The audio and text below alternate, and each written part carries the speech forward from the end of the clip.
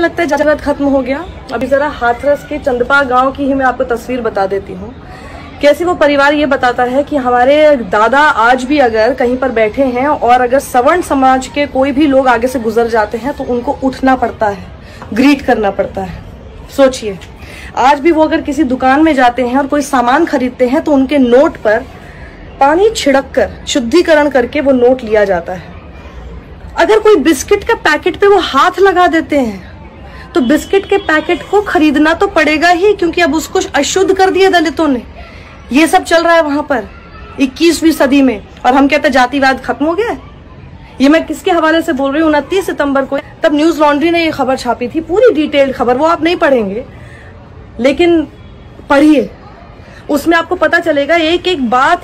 ये कास्ट के नाम पर, जातिवाद के नाम पर किस तरह से अत्याचार उस परिवार के साथ हमेशा से होता है। और क्यों? आप सोचेंगे कि भैया ऐसी जगह पे सिर्फ उनके साथ ही क्यों अत्याचार हो रहा है? हम तो क्योंकि शहरों में रहते हैं ना, हमें तो समझ में नहीं आता कि जातिवाद नाम की कोई चीज होती है। ये जो चंदपा जगह है ना, इसमें यहाँ पे कम से कम 600 परिवार रहते हैं। 600 परिवार में से आधे तो ठाकुर परिवार हैं उसमें, और अलग से 100 परिवार जो है वो ब्राह्मणों के परिवार हैं। मुश्किल से 15 परिवार दलितों के हैं, जिनमें से एक ये परिवार था।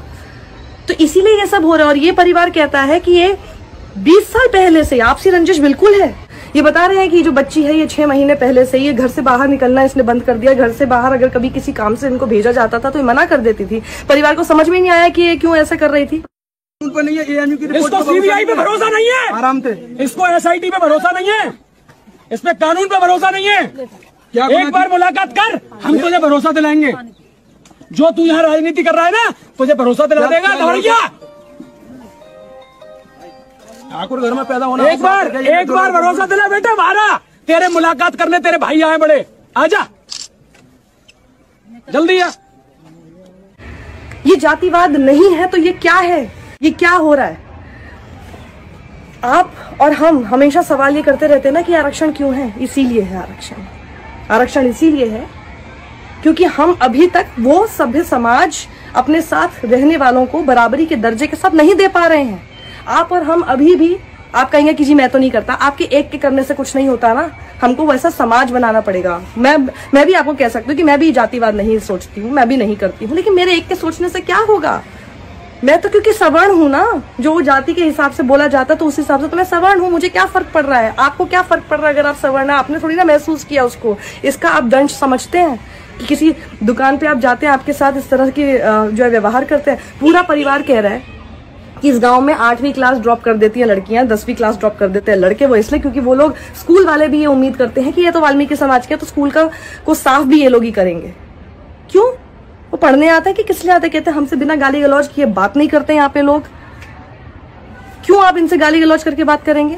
बच्चे कहते हैं कि हमारे जो बुजुर्ग हैं उन तक से, ये जितने सवर्ण लोग हैं, ठाकुर ब्राह्मणों के बारे में यानी वो बात कर रहे हैं, जितने सवर्ण लोग हैं वो हमारे बुजुर्गों तक से तुम कह के बात करते हैं। और हमसे वो उम्मीद करते हैं, हमारे बुजुर्गों से वो उम्मीद करते हैं कि इनके यानी ठाकुर ब्राह्मणों के जो बच्चे हैं उनको भी हम आप कह के संबोधित करें। समझ रहे हैं आप? मतलब ये क्या हमने बना रखा है? कैसा समाज हमने बनाया है? ये हम ही ने बनाया है।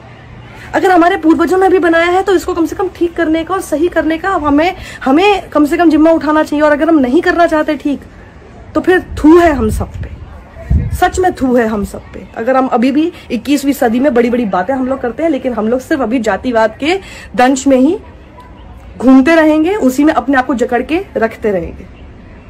ये पूरा परिवार ये कहता है कि इन लोगों से यही बर्दाश्त नहीं हो रहा है कि एक समय ऐसा होता था कि हमारे जो पूर्वज थे वो इनके घरों में जाके इवन 2 वक्त की रोटी लेने के लिए इनके घर में जाके खूब साफ सफाई वगैरह करते थे। अब ये लोग सक्षम हो गए हैं, थोड़े बेटर ऑफ हो गए हैं, बच्चे भी बाहर जाके कमाने लग गए हैं, रोजगार के उनको अवसर मिल गए थे तो थोड़ा बेटर हो गया, अच्छे से कर रहे हैं। तो इनसे यही बर्दाश्त नहीं हो रहा कि आखिर ये लोग अब हमारे घर में सफाई क्यों नहीं कर रहे हैं? ठेका ले रखा है कि आपके घर में सफाई करने का।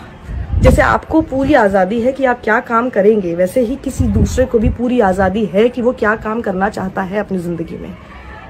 ये सब करना बंद कीजिए इसी तरह से, वरना बच्चियां शिकार होती रहेंगी, जातिगत जो आपसी रंजिश है उसका शिकार होते रहेंगे। और फिर मुझे तो ये समझ नहीं आता, जब ऐसे मामले सामने आता है तब क्या आपको नहीं लगता कि हमारे देश का नाम अंतरराष्ट्रीय स्तर पर कितना बदनाम होता है? जरा सोचिए इस बारे में। सभ्य समाज बनाने की तरफ आगे बढ़िए, वक्त आ गया है।